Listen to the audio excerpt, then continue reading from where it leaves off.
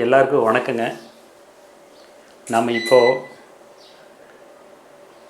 ஒரு ஜாதகத்தை கொண்டு ஒரு நபருக்கு அரசாங்க வேலை கிடைப்பதற்கான விதிகள் என்ன அப்படிங்கிறதையும், எந்த மாதிரி கிரக அமைப்புகள் இருந்தால் அரசு வேலை கிடைக்கும் அப்படிங்கிறத பற்றியும் இந்த வீடியோவில் 4 அரசு பணியில் இருக்கிற ஜாதகர்களின் ஜாதகங்களை ஆய்வு செய்து சிஆர்பி மெத்தேடில் பார்க்க போகிறோம். சிஆர்பி மெத்தேட் அப்படின்னா 2 பார்ட் இருக்குது. ஒன்று, கிரக தொடர்புகள் எப்படிலாம் ஆகுது அப்படிங்கிறத புதுசாக டெவலப் பண்ணியிருக்கேன். அதை பற்றி 2 நிமிஷம் சுருக்கமாக சொல்கிறேன். வதம் நட்சத்திரத்தில் அமர்ந்துள்ள கிரகங்கள் தொடர்பு பெறும். வதம் நட்சத்திரம் அப்படின்னா ஒரு கிரகம் அமர்ந்த நட்சத்திரத்தில் இருந்து 7வது நட்சத்திரத்திற்கு வதம் நட்சத்திரம்னு பேர். இந்த மாதிரி 7வது நட்சத்திரத்தில் இருக்கிற கிரகம் முதல் நட்சத்திரத்தில் இருக்கிற கிரகத்தோடு தொடர்பை ஏற்படுத்தி கொள்கிறது. அதே மாதிரி வைநாசிகம் நட்சத்திரத்தில் உள்ள கிரகம் தொடர்பு பெறும். வைநாசிகம் நட்சத்திரம் அப்படின்னா ஒரு கிரகம் அமர்ந்த நட்சத்திரத்தில் இருந்து 22வது நட்சத்திரத்திற்கு வைநாசிக நட்சத்திரம்னு பேர். அது மாதிரி வேதை நட்சத்திரத்தில் அமர்ந்துள்ள கிரகங்கள் தொடர்பு பெறுகின்றன. வேதை நட்சத்திரம் அப்படிங்கிறது ஒரு லிஸ்ட் இருக்குது. அதை நீங்கள் பார்த்துட்டு அதை கொஞ்சம் முடிஞ்சால் பைஹார்ட் பண்ணிட்டீங்கன்னா ரொம்ப யூஸ்ஃபுல்லாக இருக்கும். அது மாதிரி ஒரு கிரகத்தினுடைய 3 நட்சத்திரத்தில் அமர்ந்த கிரகங்கள் தொடர்பு பெறும். அந்த 3 நட்சத்திரங்களுக்குள் கிரகங்கள் இருந்தால், அதாவது உதாரணத்துக்கு கேதுவோட நட்சத்திரமான அஸ்வினி மகம் மூலம் எடுத்துக்குவோம். அதில் அஸ்வினி மற்றும் மூலத்தில் 2 கிரகம் இருந்தால் அந்த 2 ஸ்தானங்களில் உள்ள கிரகங்களை அந்த நட்சத்திரங்களுக்குள் இடம் மாற்றி வைத்து பார்க்கலாம். இது போல் மேலும் சில முறைகளில் கிரகங்கள் தொடர்பை ஏற்படுத்திக்குது. அதை பற்றி எலாபரேட்டாக நான் 40 நிமிஷம் ஓடக்கூடிய ஒரு வீடியோ பதிவு எடுத்து ஏற்கனவே எனது யூடியூப் சேனலில் பதிவிட்டிருக்கேன். அதை பார்த்தீங்க அப்படின்னா இது இன்னும் எளிமையாக புரியும். இப்போ ஒருத்தர் அரசாங்க வேலைக்கு போகணும் அப்படிங்கிறதுக்கு சிஆர்பி மெத்தடில் 9 விதிகள் கண்டுபிடிச்சிருக்கேன். அந்த 9 விதிகள் எந்த ஜாதகருக்கு இருந்தாலும் அவங்க அரசாங்க வேலைக்கு போகிறதுக்கு எலிஜிபிலிட்டி வந்துடுது. அவங்களுடைய திசாபுத்தி கோஆப்ரேட் பண்ணிச்சுன்னா அந்த திசாபுத்தி காலத்தில் அரசு வேலை நிச்சயமாக அவருக்கு கிடைக்கும் அப்படிங்கிறத எனது ஆய்வில் ஒரு 100 அரசு பணியாளருடைய ஜாதகங்களை கொண்டு ஆய்வு செய்ததில் தெரிய வந்தது. அதில் இப்போ சாம்பிளுக்கு 4 ஜாதகங்களும் மட்டும் எடுத்து உங்களுக்காக பதிவிட்டுறேன். வாங்க வீடியோவை பார்ப்போம்.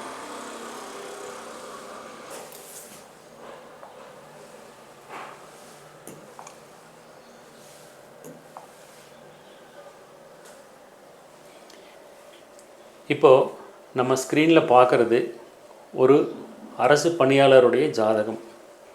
ஒருத்தர் அரசு பணிக்கு போகணும் அப்படின்னா சிஆர்பி மெத்தடில் 9 விதிகள் இருக்குது. அந்த 9 விதிகள் என்ன அப்படிங்கிறத இந்த எல்லோ கலர் பாக்ஸில் காட்டியிருக்கேன் பாருங்கள். 2ஆம் இடத்திற்கு செவ்வாய் தொடர்பு, 2ஆம் இடத்திற்கு சூரியன் தொடர்பு, 2ஆம் இடத்திற்கு குரு தொடர்பு. இப்போது காமனாக பார்த்தீங்கன்னா 2ஆம் இடத்திற்கு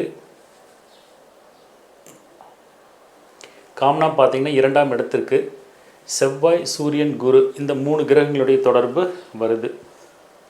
அதே மாதிரி 6ஆம் இடத்திற்கு செவ்வாய், சூரியன், குரு தொடர்பு வருது. மேலும் 10ஆம் இடத்திற்கு செவ்வாய், சூரியன், குரு தொடர்பு வருது. இப்போது இந்த செவ்வாய், சூரியன், குரு அப்படிங்கிறது பார்த்திங்கன்னா செவ்வாய் என்பது காலபுருஷனுடைய 1ஆம் வீட்டுக்கு அதிபதி. சூரியன் என்பது காலபுருஷனுடைய 5ஆம் வீட்டுக்கு அதிபதி. குரு என்பது காலபுருஷனுடைய 9ஆம் வீட்டுக்கு அதிபதி. அப்போ காலபுருஷனுடைய 1, 5, 9 அதற்குரிய கிரகங்களினுடைய தொடர்பு 2, 6,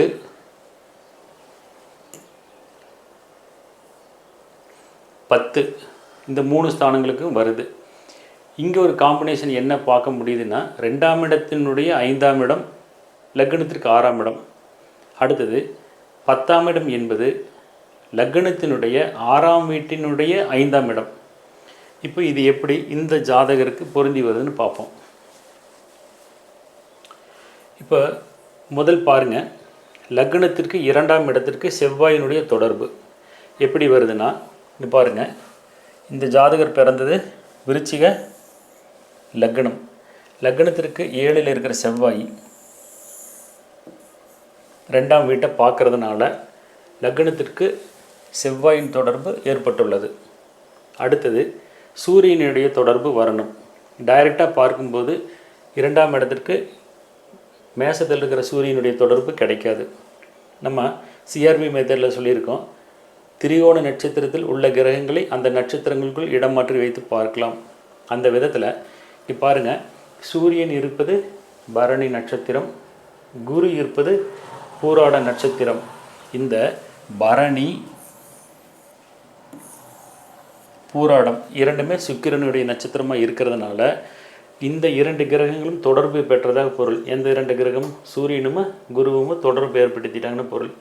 அப்போது பரணியில் இருக்கிற சூரியனை குரு உள்ள பூராடம் நட்சத்திரத்தில் வச்சு பார்க்கலாம். அப்படி பண்ணும்போது இங்கே 2ஆம் இடத்திற்கு சூரியன் தொடர்பு வருது. அப்புறம் 2ஆம் வீட்லேயே குரு இருக்கிறார். அப்போ என்ன ஆகுது, இந்த இடத்துக்கு, அதாவது விருச்சிக லக்னத்தின் 2ஆம் இடத்திற்கு செவ்வாய், சூரியன், குரு 3 கிரகங்களுடைய தொடர்பும் சைமல்டேனியஸாக வந்திருக்கு. அடுத்தது பாருங்கள், லக்னத்திற்கு 6ஆம் இடம் அப்படிங்கிற மேசத்துக்கு செவ்வாய், சூரியன், குரு தொடர்பு வரணும். இந்த வீடு செவ்வாயினுடைய வீடு, அதனால் செவ்வாய் தொடர்பு டீஃபால்ட்டாக வந்துடுது. லக்னத்துக்கு 6ஆம் இடத்துல சூரியன் ஆல்ரெடி இருக்கிறார். அப்போ 2னுடைய தொடர்பு ஏற்பட்டாச்சு. குரு தனது 5ஆம் பார்வை மூலமாக லக்னத்துக்கு 6ஆம் வீட்டை பார்க்குறாரு. மறுபடியும் பாருங்கள், குரு இருக்கிற நட்சத்திரம் பூராடம், சூரியன் இருப்பது பரணி. பூராடத்தில் உள்ள இந்த குருவை சூரியன் உள்ள இங்கே வச்சு பார்க்கலாம். இதுதான் சிஆர்பி மெத்தடில் புதுசாக நான் கண்டுபிடிச்சிருக்கேன். அதாவது பிருகுநதி நாடியில் சொல்கிற 1, 5, 9 உள்ள கிரகங்கள் இணையும். அது மறுபடியும் ஃபைன் டியூன் பண்ணி அந்த நட்சத்திரங்களுக்குள் உள்ள கிரகங்கள் தொடர்பு பெறும். அந்த நட்சத்திரங்களுக்குள் உள்ள கிரகங்களை இடமாற்றி வைத்து பார்க்கலாம். அப்போது 2ஆம் வீட்டில் இருக்கிற குருவை 6ஆம் வீட்டில் வச்சு பார்க்கும்போது என்ன ஆகுது, 6ஆம் வீடு செவ்வாயினுடைய வீடு, 6ஆம் வீட்லேயே சூரியன் இருக்குது. குரு டிரான்ஸ்ஃபர் ஆனதுக்கு பின்னாடி மேசத்துக்கு வரும்பொழுது 6ஆம் இடத்துக்கு குரு தொடர்பு வருது. அப்போ என்ன ஆகுது, 6ஆம் இடத்திற்கு செவ்வாய், சூரியன், குரு 3 கிரகங்களினுடைய தொடர்பு வந்திருக்கு. அடுத்தது லக்னத்திற்கு 10ஆம் இடம் எது? சிம்மம். இந்த சிம்மத்திற்கு செவ்வாய் தொடர்பு எப்படி வருதுன்னா, 10ஆம் வீட்டு அதிபதியான சூரியன் செவ்வாயோட வீட்டில் இருக்குது. இந்த மெத்தேட்லேயும் 10ஆம் வீட்டிற்கு செவ்வாய் தொடர்பு வருது. அந்த செவ்வாய் தனது 4ஆம் பார்வை மூலமாக 10ஆம் வீட்டை பார்க்குறாரு. அப்படியும் இங்கே செவ்வாயினுடைய தொடர்பு வந்துருச்சு. அடுத்தது அந்த வீட்டுக்கு சூரியன் தொடர்பு. விருச்சிக லக்னத்தின் 10ஆம் இடம் சிம்மம், அதன் அதிபதி சூரியனாக இருக்கிறதுனால சூரியனுடைய தொடர்பு வந்ததாக நம்ம புரிஞ்சுக்கணும். அடுத்தது 10ஆம் இடத்திற்கு குருவினுடைய தொடர்பு வரணும். இங்கே பாருங்கள், விருச்சிக லக்னத்திற்கு 2ஆம் இடத்தில் இருக்கிற குரு தனது 9ஆம் பார்வை மூலமாக 10ஆம் வீட்டை பார்க்குது. மேலும் இதே குரு சூரியனையும் பார்க்குது. அப்போ 2 விதத்தில் 10ஆம் இடத்திற்கு குரு தொடர்பு வந்திருக்கு. இப்போது நான் சொன்ன 9 விதிகளும் இந்த ஜாதகருக்கு மிக எளிமையாக வந்ததுனால இவர் ஒரு அரசு பணியாளராக வேலை செய்கிறாரு. இது மாதிரி 2வது ஜாதகத்தை பார்ப்போம். இப்போ நம்ம பார்க்குறது 2வது ஜாதகம். இவர் ஒரு கவர்மெண்ட் எம்ப்ளாயி. இவருக்கு எப்படி இங்கே நம்ம சொல்லியிருக்கிற இங்கே இருக்கிற 9 விதிகளும் இந்த ஜாதகத்தில் பொருந்தி வருதுன்னு பார்ப்போம். இந்த ஜாதகர் பிறந்திருக்கிற லக்னம் கன்னி லக்னம். லக்னத்துக்கு 2ஆம் இடம் துலாம். துலாமுக்கு செவ்வாயினுடைய தொடர்பு வரணும். செவ்வாய் தனது 4ஆம் பார்வை மூலமாக 2ஆம் இடத்தை பார்க்குது. அடுத்தது இந்த வீட்டுக்கு சூரியனுடைய தொடர்பு வரணும். இந்த வீட்டினுடைய அதிபதி எங்கே இருக்குது? சூரியனோட வீட்டில் சூரியன் கூட சேர்ந்து இருக்குது. அடுத்தது 2ஆம் வீட்டிற்கு குருவினுடைய தொடர்பு வரணும். குருவும் சுக்கிரனும் டைரெக்டாக கனெக்ட் ஆகலை. சிஆர்வி மெத்தடில் ஒரு ரூல் இருக்குது. என்ன அப்படின்னா, ஒரு கிரகம் அமர்ந்த நட்சத்திர அதிபதி மூலமாக தொடர்பு அப்படின்ட்டு. அப்படி பார்க்கும்போது குரு எங்கே இருக்குதுன்னு பாருங்கள், அனுசம் நட்சத்திரத்தில் இருக்குது. அனுசம் என்பது சனியினுடைய நட்சத்திரம். அப்போ குரு அமர்ந்த நட்சத்திர அதிபதி சனி 2ஆம் வீட்டில் இருக்குது. அதனால் இந்த வீட்டிற்கு செவ்வாய், சூரியன், குரு 3 கிரகங்களின் தொடர்பு வந்திருக்கு. அடுத்தது 6ஆம் வீடு பார்ப்போம். இந்த வீட்டிற்கு செவ்வாயினுடைய தொடர்பு எப்படி வருதுன்னா, கடகத்தில் இருக்கிற செவ்வாய் எங்கே இருக்குது, சனியோட நட்சத்திரத்தில் இருக்குது. அதாவது பூசம் நட்சத்திரத்தில் இருக்குது. மேலும் அந்த செவ்வாய் என்ன பண்ணுது, 6ஆம் வீட்டை பார்க்குது. அப்போது செவ்வாயினுடைய தொடர்பு கிடச்சிருச்சு. அடுத்தது சூரியனுடைய தொடர்பு வேணும். அந்த சூரியன் தனது 7ஆம் பார்வை மூலமாக 6ஆம் வீட்டை பார்க்குறாரு. அடுத்தது 6ஆம் வீட்டுக்கு குரு தொடர்பு வேணும். இந்த குரு இருக்கிற நட்சத்திரம் அனுசம், சனியினுடைய நட்சத்திரம். சனி இந்த லக்னத்துக்கு 6ஆம் வீட்டுக்கு அதிபதி. அப்போ குருவினுடைய தொடர்பு கிடைச்சிருக்கு. இப்படி 3 கிரகங்களுடைய தொடர்பு 6ஆம் வீட்டுக்கு வந்திருக்கு. அடுத்தது 10ஆம் வீட்டிற்கு, அதாவது கன்னி லக்னம், லக்னத்துக்கு 10ஆம் இடம் மிதுனம், இந்த இடத்துக்கு மேற்கண்ட செவ்வாய், சூரியன், குரு 3 கிரகங்களினுடைய தொடர்பு எப்படி வருதுன்னு பார்க்கலாம். இந்த போர்டு கொஞ்சம் கிளியர் பண்ணிக்கலாம்.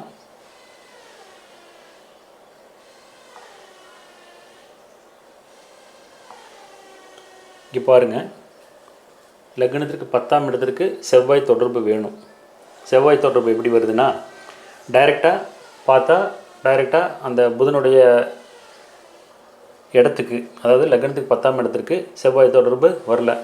செவ்வாய் பூச நட்சத்திரத்தில் இருக்குது. ஆயிலியன் நட்சத்திரத்திலேருந்து அது டைரெக்டாக இருக்குன்னு எடுத்துக்கலாம். அல்லது அந்த 10க்குடைய புதன் இந்த வீட்டில், கன்னி வீட்டில் சித்திரையில் இருந்தாலும் செவ்வாயினுடைய தொடர்பு டைரெக்டாக வந்திருக்குன்னு எடுத்துக்கலாம். இங்கே அப்படி வரல. அப்போ எப்படி 10ஆம் இடத்துக்கு செவ்வாய் தொடர்பு கிடச்சி இவர் அரசாங்க வேலைக்கு போனார் அப்படிங்கிறத பாருங்கள். செவ்வாய் மற்றும் குரு 2 பேருமே, செவ்வாய் பூசம் நட்சத்திரத்தில் இருக்குது, குரு அனுசம் நட்சத்திரத்தில் இருக்குது. இந்த 2 நட்சத்திரங்களும் யாருடையது, சனியினுடைய நட்சத்திரம். அப்படி இருக்கும்போது கடகத்தில் இருக்கிற செவ்வாயை இங்கே வச்சு பார்க்கலாம். அதாவது குரு இருக்கிற இடத்துல வச்சு பார்க்கலாம். இங்கே வந்த செவ்வாய் என்ன பண்ணுவார், தனது 8ஆம் பார்வையின் மூலமாக 10ஆம் வீட்டை பார்க்குறாரு. அப்போ 10ஆம் வீட்டிற்கு செவ்வாய் தொடர்பு வந்திருக்கு. இப்போ 2வது பாருங்கள், 10ஆம் வீட்டு அதிபதியான புதனுக்கு சூரியன் தொடர்பு வரணும். அந்த புதன் எங்கே இருக்குன்னு பாருங்கள், உத்திரம் நட்சத்திரத்தில் இருக்குது. உத்திரம் என்பது சூரியனுடைய நட்சத்திரம்.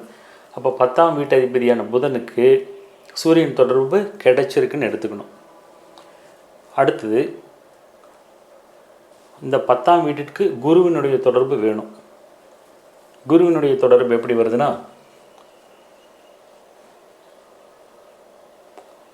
இது கொஞ்சம் காம்ப்ளிகேட்டடாக இருக்கும். சிஆர்பி மெத்தட் தெளிவாக புரிஞ்சிருந்தால் மட்டும்தான் இதை உள்வாங்கிக்க முடியும். இப்போ பாருங்கள், புதன் இருக்கிறது உத்திரம் நட்சத்திரம், சந்திரன் இருக்கிறது உத்திராடம் நட்சத்திரம். புதன் இருக்கிறது உத்திரம், சந்திரன் இருக்கிறது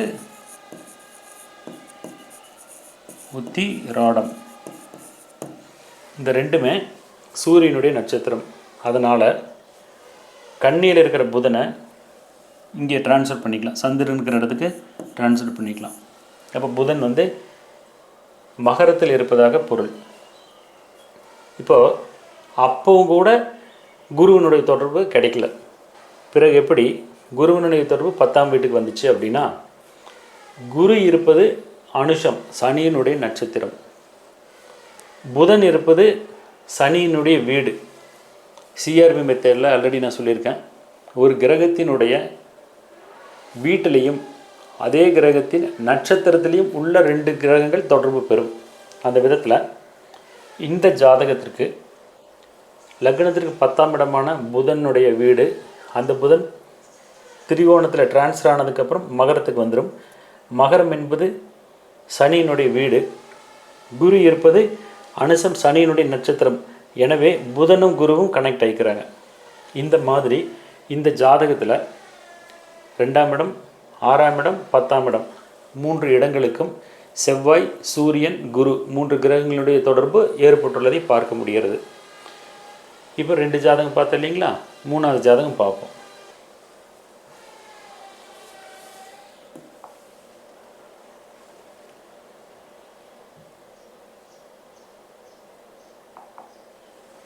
இப்போ இங்கே பார்க்குறது 3ஆவது கவர்மெண்ட் எம்ப்ளாயினுடைய ஜாதகம். இவர் பிறந்திருக்கிற லக்னம் ரிஷப லக்னம், லக்னத்திற்கு 2ஆம் இடம் மிதுனம். இந்த ஜாதகர் பிறந்திருக்கிறது ரிஷப லக்னம், 2ஆம் இடம் புதனுடைய வீடு மிதுனம். இந்த 2ஆம் இடத்திற்கு செவ்வாயினுடைய தொடர்பு வரணும். இப்போது 2ஆம் வீட்டு அதிபதி புதன் எங்கே இருக்குது? செவ்வாயோட வீட்லேயே இருக்குது. 2ஆம் வீட்டு அதிபதி புதன் செவ்வாயோட வீட்டிலே இருக்குது. அதனால் செவ்வாய் தொடர்பு 2ஆம் இடத்துக்கு கிடச்சிருக்கு. அடுத்தது சூரியன் தொடர்பு இந்த 2ஆம் இடத்துக்கு வரணும். எப்படி வருதுன்னா, சூரியன் இருக்கும் நட்சத்திரம் பாருங்கள் சுவாதி, மிதுனத்தில் சந்திரன் இருக்கும் நட்சத்திரம் திருவாதிரை.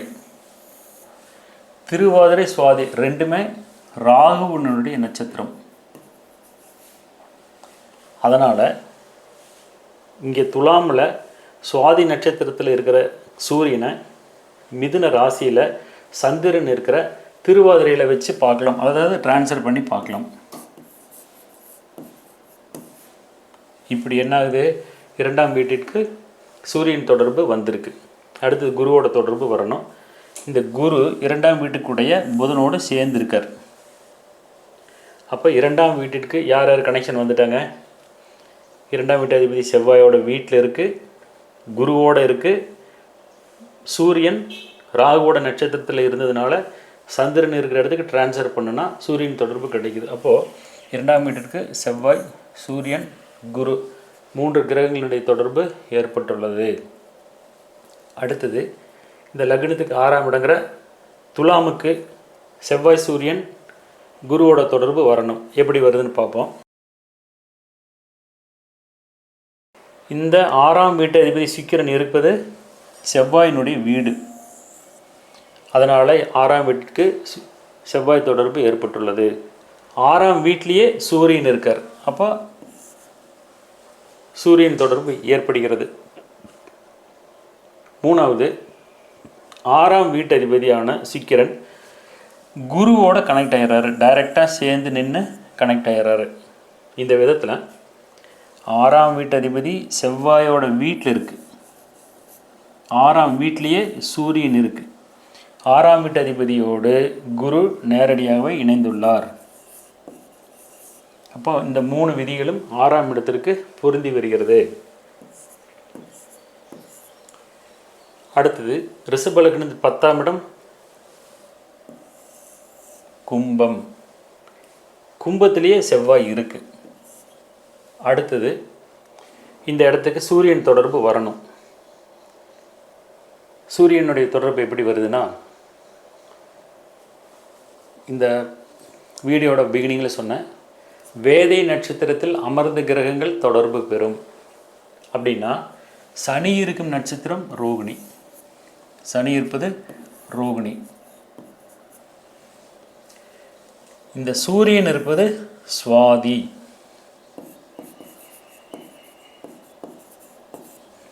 ரோகிணி சுவாதி.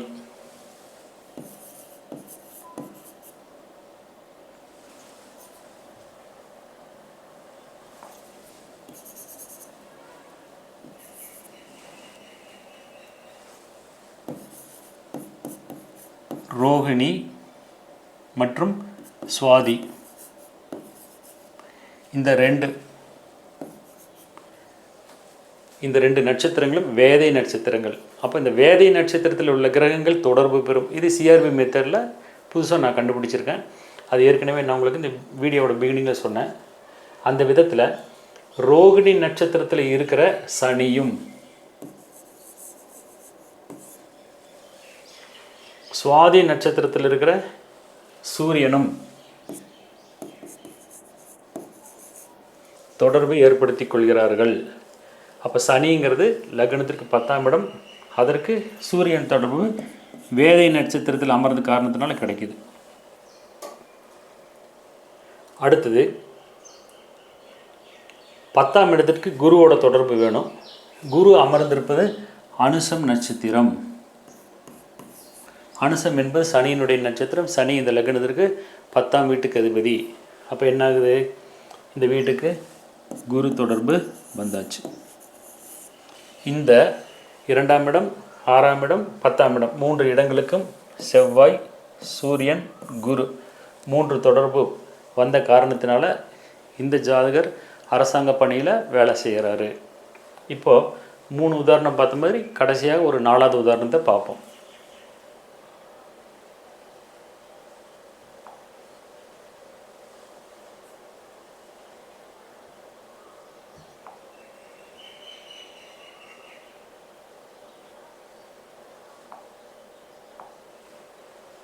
இது 4வது கவர்மெண்ட் எம்ப்ளாயோட ஜாதகம். இந்த ஜாதகர் பிறந்திருக்கிற லக்னம் பாருங்கள், மீன லக்னம். 2ஆம் வீடு செவ்வாயினுடைய வீடு. டிஃபால்ட்டாக செவ்வாயினுடைய தொடர்பு இங்கே வந்திருக்கு. அடுத்தது யார் வரணும், சூரியன் வரணும். சூரியன் எங்கே இருக்கார், சூரியன் இங்கே கும்பத்தில் இருக்குது. செவ்வாய் இருப்பது உத்திராடம் நட்சத்திரம். அப்போ செவ்வாய் உத்திராடம் நட்சத்திரத்தில் இருக்குது. உத்திராடம் என்பது சூரியனுடைய நட்சத்திரம். 2ஆம் வீட்டு அதிபதிக்கு சூரியனுடைய தொடர்பு எப்படி வருது, 2ஆம் வீட்டு அதிபதியான செவ்வாய் மகர ராசியில் இருக்குது, உத்திராடம் நட்சத்திரத்தில் இருக்குது. அப்போ உத்திராடம் என்பது சூரியனுடைய நட்சத்திரங்கிறனால 2ஆம் இடத்திற்கு சூரியனுடைய தொடர்பு எளிமையாக வந்திருக்கு. அடுத்தது குருவோட தொடர்பு வேணும். குரு எங்கே இருக்குது, சிம்மத்தில் இருக்குது. சிம்மத்தில் இருக்கிற குரு தனது 9ஆம் பார்வை மூலமாக மேசத்தை பார்க்குறார். அப்போ செவ்வாய், சூரியன், குருவினுடைய தொடர்பு 2ஆம் இடத்துக்கு வந்திருக்கு. அடுத்து இந்த 6ஆம் இடத்திற்கு செவ்வாயினுடைய தொடர்பு வேணும். செவ்வாய் இங்கே மகரத்திலேருந்து 8ஆம் பார்வையாக லக்னத்திற்கு 6ஆம் இடத்தை பார்க்குது. அப்போ செவ்வாய் தொடர்பு இருக்குது. டிஃபால்ட்டாக அந்த வீடு சூரியனுடைய வீடு. டிஃபால்ட்டாக இந்த ஜாதகத்தில் குரு அங்கேயே இருக்கிறார், 6ஆம் வீட்லேயே இருக்கிறார். அப்போ இந்த 3 கிரகங்களுடைய தொடர்பு 6ஆம் வீட்டுக்கு சைமல்டேனியஸாக கிடச்சிருக்கு. அடுத்தது மீன லக்னத்தின் 10ஆம் இடம் தனுசு. இதற்கு செவ்வாயினுடைய தொடர்பு வேணும். செவ்வாய் டிஃபால்ட்டாக 8ஆம் பார்வையாக குருவை பார்க்குறாரு. அப்போது 10ஆம் இடத்திற்கு செவ்வாய் தொடர்பு வந்திருக்குன்னு எடுத்துக்கணும். அடுத்தது 10ஆம் வீட்டு அதிபதி குரு சூரியனோட வீட்லேயே இருக்கார். மறுபடியும் இந்த சூரியன் குருவை பார்க்குறாரு. அப்போ 2 விதத்தில் லக்னத்திற்கு 10ஆம் இடத்திற்கு சூரியன் தொடர்பு ஏற்படுகிறது. இந்த லக்னத்தினுடைய 10ஆம் வீடு என்பது தனுசு. டிஃபால்ட்டாக அது குருவோட வீடு. அந்த குரு 10ஆம் வீட்டை பார்க்குறாரு. இப்படி 2 விதத்தில் மீன லக்னத்திற்கு 10ஆம் இடத்திற்கு குரு தொடர்பு வந்திருக்குங்கிறத பார்க்க முடியுது. அப்போது இது மாதிரி ஒரு ஜாதகத்தில்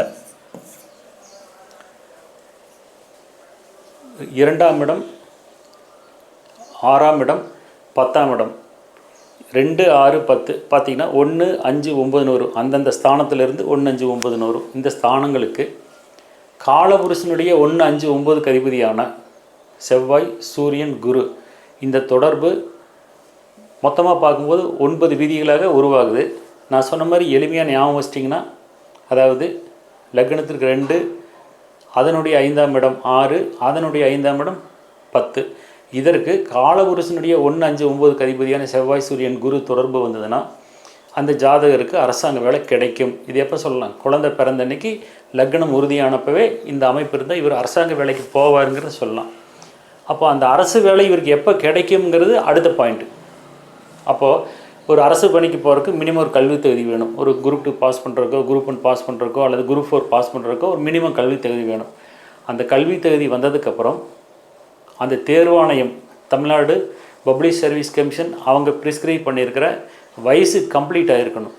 இந்த வயசு கம்ப்ளீட் ஆனதுக்கப்புறம் இந்த ஜாதகர் முயற்சி எடுத்தாருன்னா அந்த காலகட்டத்தில் லக்னத்திற்கு 10ஆம் இடத்திற்கு திசா புத்தி தொடர்பு பெறும் சமயத்தில் இந்த முயற்சி எடுத்தால் நிச்சயமாக அந்த ஜாதகருக்கு அரசு வேலை கிடைக்கும் என்பதில் சந்தேகம் இல்லை.